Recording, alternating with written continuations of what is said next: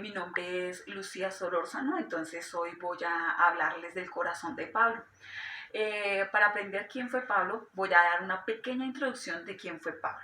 Bueno, Pablo fue un ministro, un evangelista, un pastor, fue un fundador de muchas iglesias.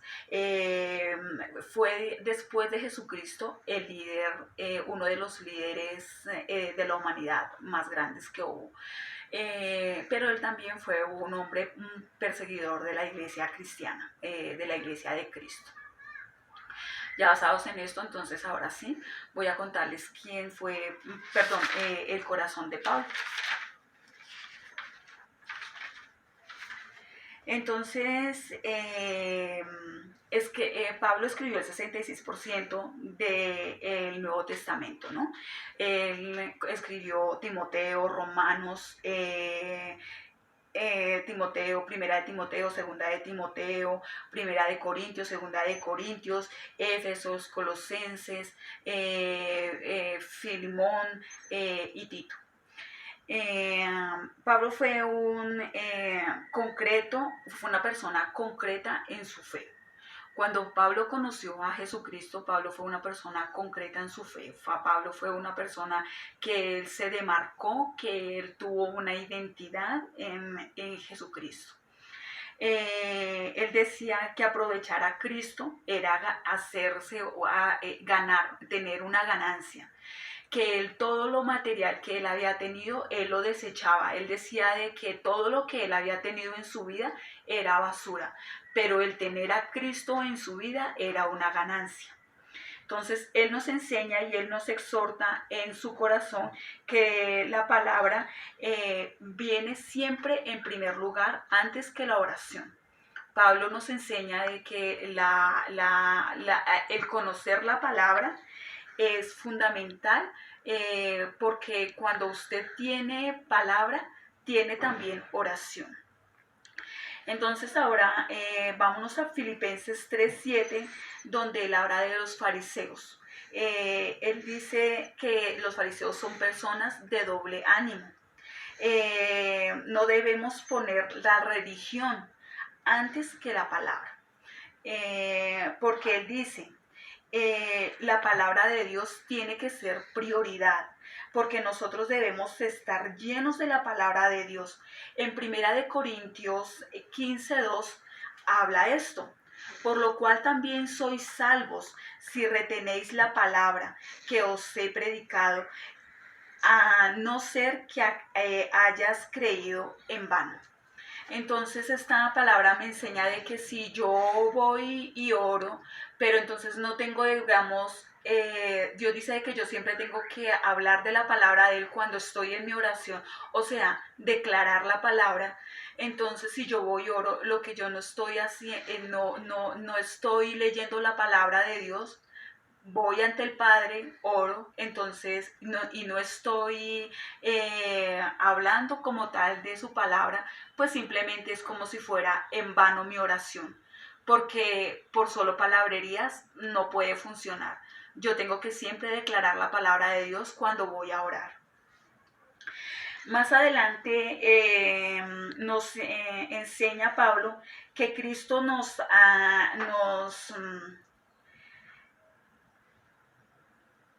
hace ganancia en la religión. Ya. Cristo, dice la palabra de Dios, que Cristo nunca hace una ganancia de la religión. Dios dice que la religión no salva a nadie. Eso lo vemos claro en Juan 3:16. Y en Juan 3:16 dice que Él salva a todo aquel que en Él crea, para que no se pierda, mas tenga vida eterna.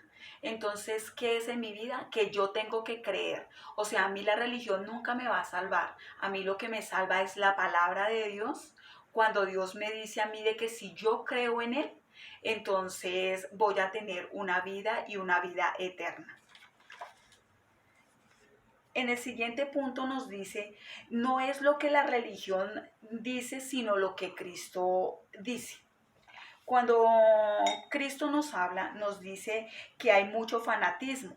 Podemos decir que hablamos de Dios, pero estamos lejos de Dios. Estamos lejos de las cosas que Dios nos enseña. Entonces decimos que la religión es como si fuese un fanatismo. Porque hay fanatismo, podemos decir que hablamos de Dios, pero estamos lejos del corazón de Dios. Dios dice, este pueblo de boca, de labios me adora, pero de su corazón está lejos de mí. Entonces vamos a ver un claro ejemplo de Caín y Abel. Caín conoció a Dios, sabía que había un Dios y que Dios existía, pero él nunca tuvo una relación con Dios como la tuvo Abel. Abel tuvo una relación con Dios. Entonces son dos cosas completamente diferentes. Pasamos al siguiente punto. En 2 de Timoteo nos habla de la religiosidad. ¿Por qué obran los hombres amadores de sí mismos? Porque llegaron hombres que se levantaron. En 2 de Timoteo habla de que los hombres, va a llegar el tiempo en que los hombres se van a gloriar a sí mismos, que los hombres se van a enaltecer a sí mismos. Esto también puede llegar a pasarles de pronto a nosotros los que estamos en la iglesia, a las personas que están en la iglesia, que de pronto se van a exaltar ellos mismos, teniendo así pues que a Dios no lo van a tener nunca en cuenta, ¿cierto? Entonces Dios también este apóstol también nos habla, Pablo nos incita a que nosotros tenemos que tener a Dios en nuestro primer lugar. Que Dios tiene que ser el primero en todo para nosotros, desde que nos levantamos hasta que nos acostamos. En nuestra vida es primeramente el reino de Dios, siempre, porque Él decía de que primero es el reino de Dios y su justicia, y todo nos viene por añadidura. Está bien. También Pablo nos enseñaba de que está bien disfrutar las cosas que Dios nos da. Claro que sí es bueno disfrutar las cosas que Dios nos da. En 1 de Timoteo 6:17 nos habla y nos enseña que Dios nos dice que Dios nos da en abundancia todo lo que necesitamos para que lo disfrutemos. O sea, Dios nos da absolutamente todo para que nosotros lo disfrutemos. Disfrutemos nuestra casa, nuestro carro, nuestro estudio, porque eso es lo que Él nos da a nosotros. Qué bonito es Dios. Vale, lo enseña que la palabra tiene que entrar a nosotros. Dice un versículo así en Romanos 10:17. Y el oír por la palabra de Dios. Si nosotros tenemos la fe de entrar a la palabra de Dios por nuestro oír, nuestra fe se va a volver más grande porque nosotros creemos en un Dios, porque nuestra fe va a crecer mucho más y nunca va a menguar cuando nosotros en realidad leemos la palabra de Dios. Hay recompensa. Que si hay recompensa de la palabra, sí hay recompensa. Pablo dice que sí, que claro que hay una recompensa. En Romanos 2:6 dice, porque Dios pagará a cada uno porque Dios... bueno, ahora en la siguiente, Lucas 14 nos muestra actividad frente a la palabra de Dios. Hay actividad en la palabra de Dios. Jesucristo una vez fue invitado a cenar con un político. Entonces había dentro de esa reunión una persona que sufría de era una persona hidropóbica. Esa persona hidropóbica quiere decir que tenía acumulación de agua en su vientre. El señor estaba completamente enfermo. Esa enfermedad ataca los riñones, ataca muchas partes del cuerpo. Entonces Jesús lo que hizo fue que él llegó y le preguntó a los que estaban con él, en este caso a los fariseos, no es lícito que yo sane a este señor estando en tiempo de reposo. Entonces ellos se quedaron callados, y al ellos haberse quedado callados, pues entonces Jesús fue y sanó a ese señor con esta enfermedad. Cuando él sanó a ese señor con esa enfermedad, Jesús les colocó a ellos un ejemplo diciéndoles, no es lícito que si su asno se cae en un pozo por ser el día de reposo, ustedes no lo van a recoger. Entonces, ¿qué me enseña esta palabra? Me enseña de que a cualquier día, a cualquier hora, en cualquier lugar, yo tengo que estar presta a la palabra de Dios. En el siguiente versículo dice, versículo 16, el hombre es Dios. Entonces habla así, para que os dé conforme a las riquezas de su gloria, el ser fortalecidos con poder en el hombre interior por su espíritu. Cuando este apóstol nos habla así, él nos dice que nosotros somos fortalecidos, o sea, el hombre, nosotros, la persona, es fortalecida en su espíritu, en su interior, por las cosas de Dios. Dios en una parte de la Biblia nos dice de que Él nos enseñará cosas grandes y ocultas que nosotros no conocemos, entonces nosotros esperamos mucho en Dios.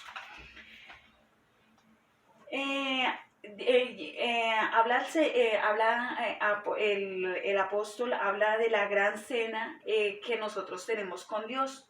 Entonces dice así, bienaventurado el hombre que come pan en el reino de Dios. Esto es una parábola que habla sobre el reino de Dios. En Apocalipsis 19:9 nos exhorta y nos enseña. Ángel dijo, escribe, bienaventurados los que son llamados a la cena del Cordero. Sí, nosotros tenemos una cena con Cristo y el apóstol nos incita a que nosotros tenemos que tener como guardada esa recompensa todos los días, porque esa es nuestra recompensa con Él. No solamente vamos a tener coronas, sino también vamos a tener una gran cena con el Señor. Nos habla de los cristianos. Nosotros los cristianos, el manual de nosotros es la Biblia, es la palabra. Si nosotros no tenemos la palabra, si nosotros no leemos la Biblia, pues simplemente no vamos a ser los cristianos que de pronto Dios quiere para nuestra vida. Dice, el quinto punto me diseña acá, los siervos son los ministros, los siervos son los ministros y los ministros deben animar a los cristianos, efectivamente. En 2 de Timoteo 2:14 nos enseña que la palabra dice, exhortados delante del Señor con contiendas, o sea, que si nosotros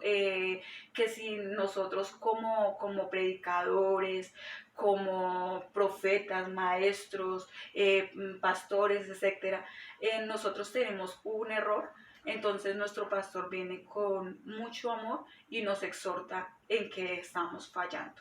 Entonces él sí nos exhorta, esto lo dice en Timoteo. Y ya para terminar, los cristianos no leen la palabra siempre y tienen excusas. Sí, Señor. Muchas veces nosotros como cristianos no leemos la palabra de Dios y es por la pereza, porque sacamos cantidad de excusas. Y lo más terrible de todo es que cuando nosotros vayamos a la presencia de Dios, nosotros no podemos tener una excusa en la presencia de Dios, porque nosotros ya sabemos, y como nosotros ya sabemos, entonces nosotros no podemos decirle a Dios, no, Señor, es que yo no tuve tiempo, es que yo no tuve tiempo porque mi trabajo, porque mis hijos, porque la casa, porque esto, no. Nosotros tenemos que buscar siempre la prioridad en Dios. Muchas gracias.